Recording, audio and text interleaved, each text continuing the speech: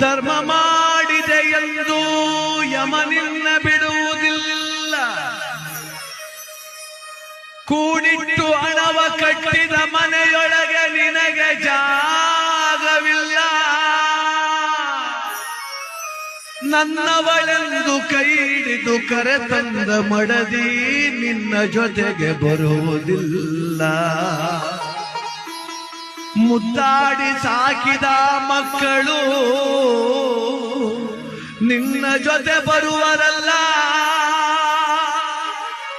ಪಟ್ಟೆ ಪೀತಾಂಬರ ವಸ್ತ್ರಗಳು ಪೆಟ್ಟಿಗೆಯಲ್ಲಿ ಕೂಡಿಟ್ಟವಲ್ಲ. ಜೀವ